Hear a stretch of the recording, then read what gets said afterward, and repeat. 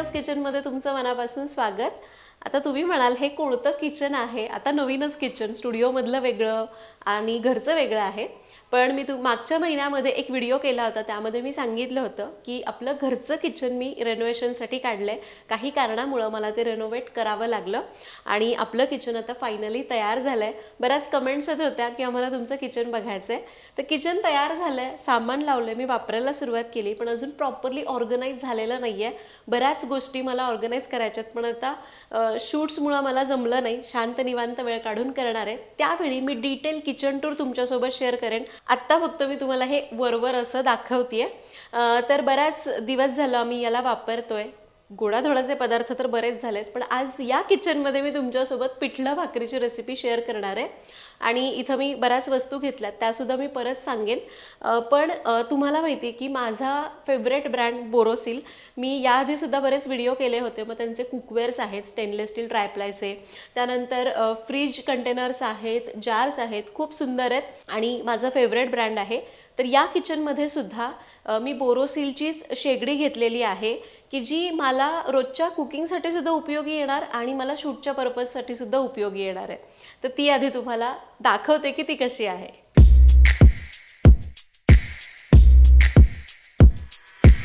ही Borosil flare 2 बर्नरची शेगडी आहे। तिचं डिझाईन एकदम कॉम्पॅक्ट असल्याने कोणत्याही किचन स्पेससाठी परफेक्ट आहे। ग्लास टॉप आहे, त्यामुळे क्लीन करायला सोयीस्कर पडते, पटकन क्लीन होते। याचे बर्नर्स ब्रासचे आहेत, एकदम जड आहे, त्यामुळे कुकिंग एकसारखं होतं।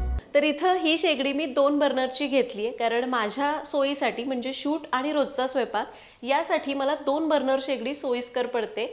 पण ही शेगडी 2, 3 आणि 4 बर्नर्समध्ये सुद्धा अवेलेबल आहे, ते सुद्धा 40% डिस्काउंटवर।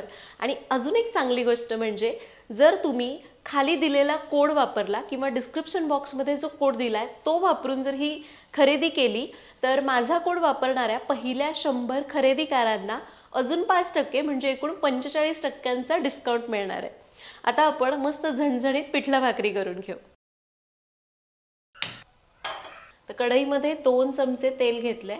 तेल चांगलं तापलं की थोडीशी मोहरी घातली, मोहरी तडतडली की जिरं घालायचं, थोडासा ठेचलेला लसूण परतून घ्यायचंय आणि बारीक चिरलेला कांदा, थोडी कोथिंबीर आपण फोडणीतच घालू आणि कांदा आपण परतून घेऊ। तर हे असं आपलं किचन आपण रिनोव्हेट केलेलं आहे। मी तुम्हाला आत्ता वरचेवर दाखवतेय, पण एकदा मी डिटेल टूर करणार आहे, कारण खरंच मी सांगते आता खरंच वेळ नाही आहे की मी या सगळ्या गोष्टी ऑर्गनाइज करेन। कारण मला जर एकदाच हे ऑर्गनाइज करायचं, त्यामुळे सगळ्या वस्तू थोडा विचार करून लिस्ट करून आणायच्यात, म्हणजे मग खूप एखादी वस्तू उगाचच आणली जाणार नाही किंवा मग काहीतरी चुकीची आणली जाईल। म्हणून थोडंसं विचार करून थोडंसं वापरणार आहे आणि मग ठरवणार आहे। आणि लवकरच तो व्हिडिओ सुद्धा तुमच्यासोबत शेअर करेन, म्हणजे जर तुम्हालाही तुमचं किचन ऑर्गनाइज करायचं असेल तर त्याची मदत होईल। तर आता इकडे आपला कांदा परतून होतोय, तोपर्यंत हे जे बेसन आपण घेतलंय त्याचं आपण मिश्रण तयार करूयात पाणी घालून। तर इथं मी साधारण 1-1.25 वाटी बेसन घेतलंय, त्यामध्ये पाणी घालून याच्यातल्या गुठळ्या मोडायच्या। तर हे बघा, बेसनामध्ये पाणी घालून आपण हे असं मिश्रण केलंय आणि गुठळ्या सगळ्या मोडून घेतलेल्या आहेत। दुसरीकडे कांदा पण परतलाय, यामध्ये हिंग घालायचा। बेसन पचायला जड असतं म्हणून हिंग जरूर वापरावा। आणि घालायची हळद, पाव चमचा, याला परतून घ्यायचं आहे। आता ना हळद परतताना मी गॅस थोडा मोठा करते, कारण आपल्याला मस्त फोडणी द्यायची चरचरीत। त्याआधी यामध्ये मी घालते मिरची पावडर। आज मी लाल तिखट वापरून पिठलं करते झणझणीत। मिरची पावडर घातली आणि मग यामध्ये घालायचं आहे पाणी। याला मिसळायचं आणि चांगली खळखळून उकळी आणायची। आता या आधणाला मस्त खळखळून उकळी आली की चवीपुरतं मीठ घालायचं। मीठ घालायचं, गॅस कमी करायचा आणि हे जे मिश्रण आहे ते आपल्याला हळूहळू ओतायचं आणि खाली याला असं वैरून घ्यायचं। यामुळे गुठळ्यासुद्धा होत नाही आणि फोडणीचं पाणी आधीच घातलेलं असतं, त्यामुळं चवसुद्धा चांगली लागते। त्याला आपण चांगलं मिक्स करून घेऊ। मिक्स करून घेताना सुद्धा जर अगदी थोड्याशा गुठळ्या झाल्या तर तशाच ठेवू शकता किंवा मोडून घेऊ शकता। तर हे बघा अगदी छान पिठलं वैरलं गेलेलं आहे आपलं.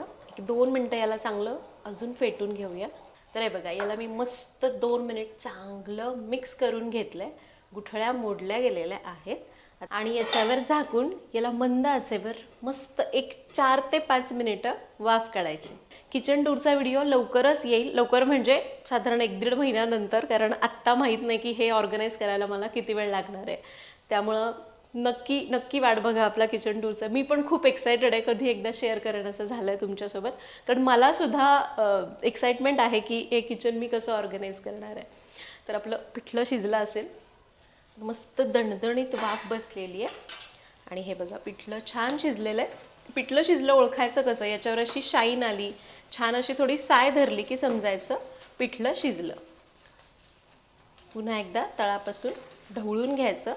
असं थोडं पातळच पिठलं केलं आहे, तुम्हाला हवं तर अजून पातळ करू शकता. आता कोथिंबीर घालायची बारीक चिरून, गॅस करायचा आहे बंद. मस्त झणझणीत गरमागरम पिठलं तयार झालेलं आहे.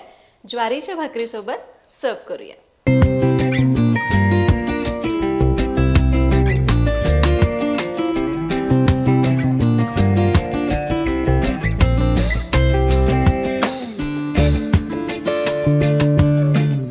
झणझणीत गावरान पिठलं भाकरी तयार झालेलं आहे. खूप भूक लागली आहे मला आणि खूप छान वाटतंय की या किचनमध्ये मी पहिल्यांदा काहीतरी शूट केलं आणि तुमच्यासोबत शेअर करते. तर या किचनमध्ये सगळ्या वस्तू निवडताना, मग टाईल्स असतील, त्याचा कलर असेल, ट्रॉलीचं जे काही मटेरियल आहे, या गोष्टी निवडताना खूप विचारपूर्वक केल्यात. खूप गोष्टींची माहिती नव्हती, बरीच माहिती झालेली आहे आणि ती लवकरच मी तुमच्यासोबत शेअर करणार आहे, कारण आपल्याला माहिती नसतं या गोष्टी. आपण कधीतरीच करतो. इन डिटेल किचन टूरचा व्हिडिओ तुम्हाला बघायला मिळणार आहे. या किचनमध्ये मला सगळ्यात जास्त मंदिर खूप जास्त आवडलं. छान वाटतं, प्रसन्न वाटतं बघून. तुम्हाला या किचनमध्ये सगळ्यात जास्त काय आवडलं हे मला कमेंट्समध्ये सांगा. किचन टूर आल्यावर तर सांगणारच आहे, आत्ताही सांगा. आणि हो, तुम्हाला जर बोरोसिल फ्लेअर गॅस स्टोव्ह घ्यायचा असेल तर myborosil.com वर जाऊन तुम्ही परचेस करू शकता. 2, 3 आणि 4 बर्नरमध्ये अवेलेबल आहेत. आणि myborosil.com वरून जर तुम्ही खरेदी केली तर तुम्हाला 40% डिस्काउंट मिळणार आहे आणि माझा कोड वापरला तर अजून 5% डिस्काउंट मिळणार आहे. तर कसा होता आजचा व्हिडिओ एकामध्ये नक्की सांगा. हा ब्लॉग आवडला असेल, थोडासा वेगळ्या पद्धतीने गेला आहे, तरीसुद्धा मला सांगा आणि व्हिडिओला लाईक करा. पुन्हा भेटूया तशाच एका नवीन व्हिडिओमध्ये. तोपर्यंत धन्यवाद.